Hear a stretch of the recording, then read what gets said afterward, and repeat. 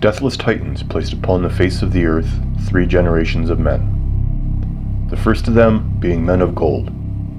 Becoming too close to gods themselves, Cronus ended their time on earth with an eternal sleep. A second generation came to be, the men of silver. Unwilling to serve the Titans and make sacrifices upon the holy altars, as all men shall do, they were condemned to dwell under the earth for all eternity.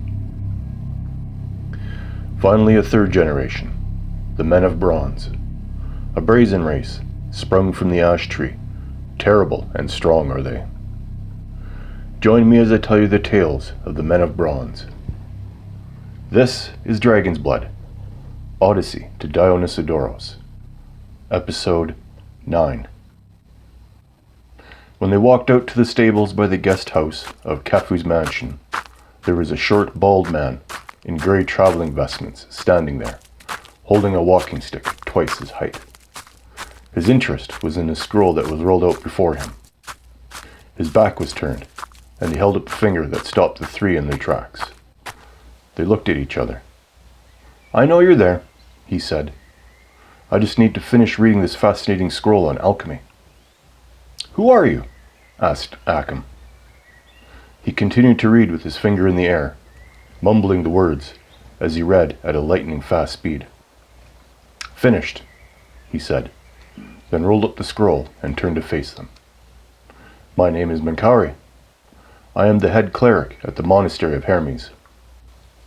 Big white eyes dominated Menkaure's appearance. Wrinkles creased every which way across the leathered skin of his face. A small nose and thin lips filled in the rest of his tiny features. "Why are you here?" asked Gandam. "Kefu told me to come here," replied Menkaure. "You lie," said Akim as he lay his hand on the hilt of his sword. "Kefu is dead." "Yes, I know," answered Menkaure softly, as he bowed his head in a quick prayer. 2 weeks ago, Kefu came to me in a dream." "That means nothing," growled Akim. "Kefu was an old friend of mine," pleaded Menkaure. "Kefu must have mentioned me, maybe by my name before I became a cleric of the Amunet Monastery. Khafra was my name then. We were practically brothers." Akim relaxed and said, "Yes, Kefu did mention you numerous times, although he never did mention how short you are." All 3 of them towered over Menkaure. "My physical stature is not my strength. No, my mind is my strength.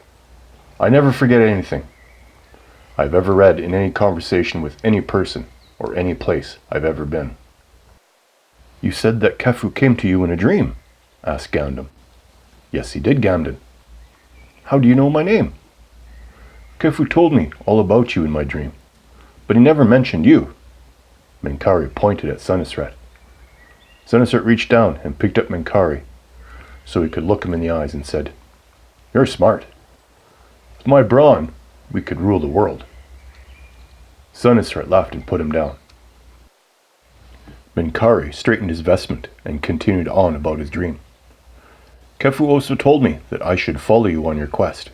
If I did, I would be witness to miraculous events." "What does that mean?" asked Gamden.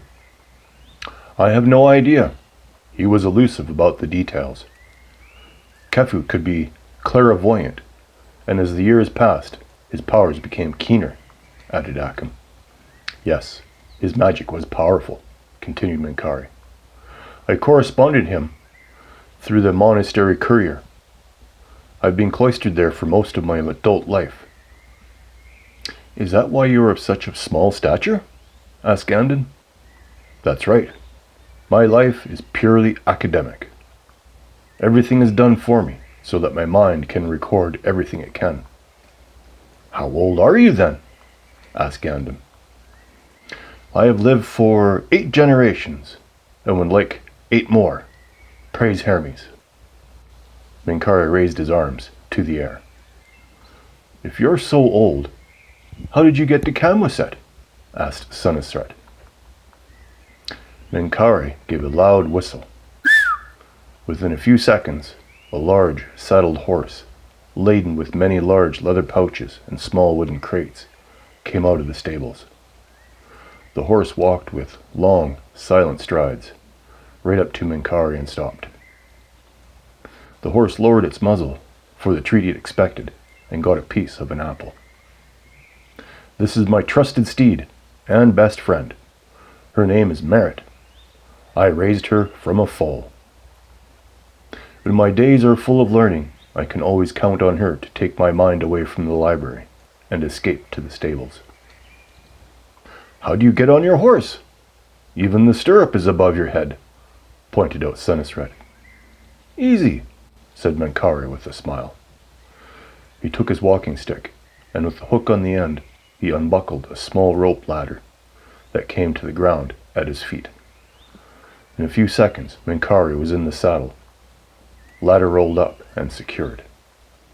All three laughed with amazement at the speed of the small Menkaure displayed. When he was finished laughing, Akim said, "Why don't you take point on the trail to Nebeta? We'll get my horse and catch up to you in a few minutes." "A horse!" blurted Gamden. "I need a horse. I'm not walking all the way to Azerta." "We can fix that," answered Akim. "Let's get going, Merit. These slowpokes can meet us in Nebeta." Merit neighed and started down the wooded path as Menkaure sang his favorite traveling song. Akim turned to the open field behind the stables. He put 2 fingers in his mouth and with all his might whistled 3 times.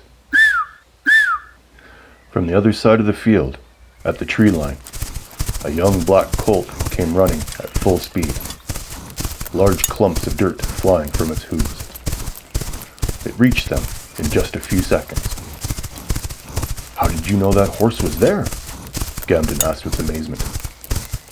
2 years back, I was on my way to see Kefu when I came across a mare that had died while birthing that beautiful animal right there.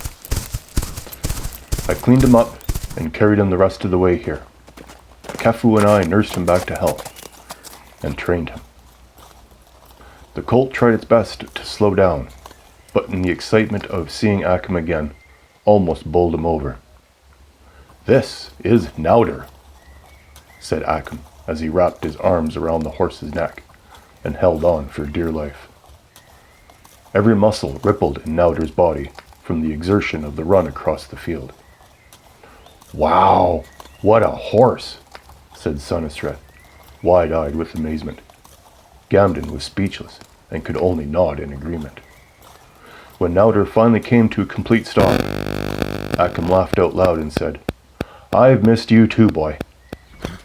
Snorting and stomping, Nauder wouldn't calm down until Akim took him by the ears, looked him in the eye, and spoke in an unfamiliar language. Nauder visibly calmed down and remembered his training. "Good boy. Now, go into the stable and find your saddle. Come, Gamden, let's get him ready for the road."